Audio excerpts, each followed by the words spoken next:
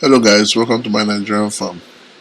So this is dry season in Nigeria. Usually in Nigeria and in Lagos we have dry season starting from late October all the way to maybe late April.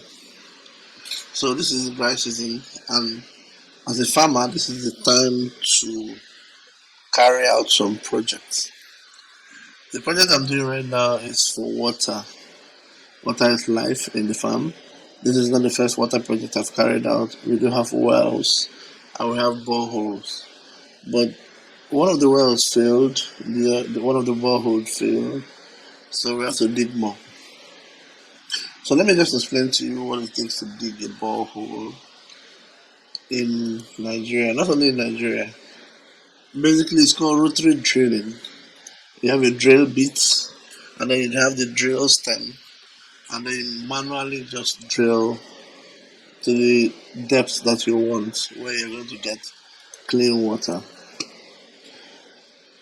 So this is the drill bit. It's not quite like the one that is used to drill in the oil industries, but it comes close. This is the drill bit. This is how it works. It looks something like this.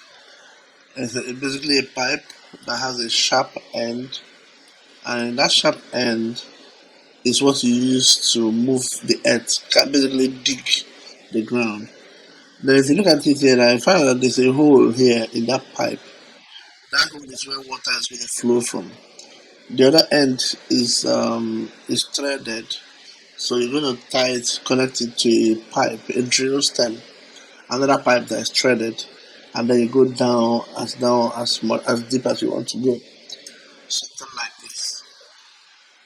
Yes, something like this one. So you have this pipe now, and then this bit that is welded to it is what basically drill the ground. Something like this too. This one is clearer. So as you're drilling with all these bits, these jagged edge bits here, water is flowing out from here. You're pumping water here, and then that water flows and comes up in what is called the annulus. The annulus is the space between your drill bit, your drill stem, and the wall of the hole. So water is coming out, pumping here, and that water is carrying the slurry. That is the sand that you're draining out. Water carries it out to the surface. So that's basically in a nutshell what happens here.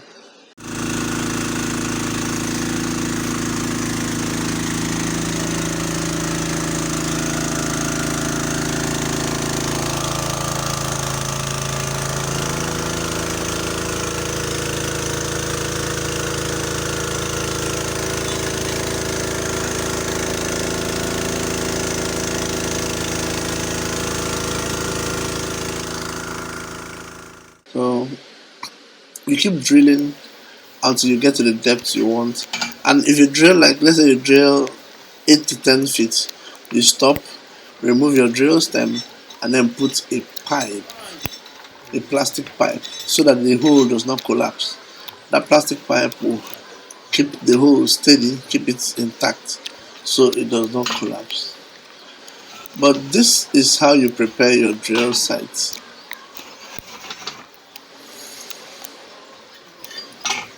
So take a look at this one now. This is how you prepare the surface. You're drilling here in this hole, and then you have this surface here prepared. This is where you get the returns.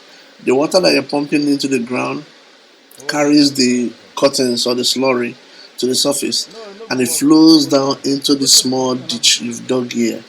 You see this pipe? This pipe is actually used to recycle the water because you have limited water. So you recycle the water, it just goes back into the pipe. But this gives you an opportunity to look at the rocks that is coming out from the ground so that you know what you're drilling at.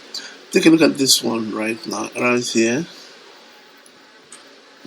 This is a shale rock, I think it's shale basically, but it's an impervious rock section that we drilled through.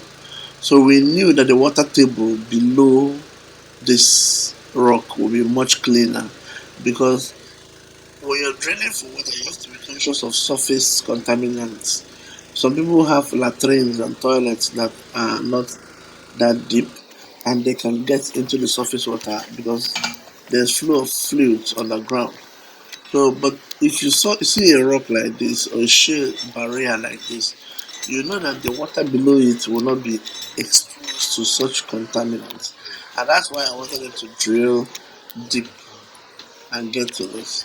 So this is the hole. This is the hole I told you about where you see your cuttings, and this is the shale coming out of it. And this water pump here just basically recycles this water and pumps it back. So the water comes out with a whole lot of debris. They settle down because they are heavy, and then you recycle the water to where you're drilling.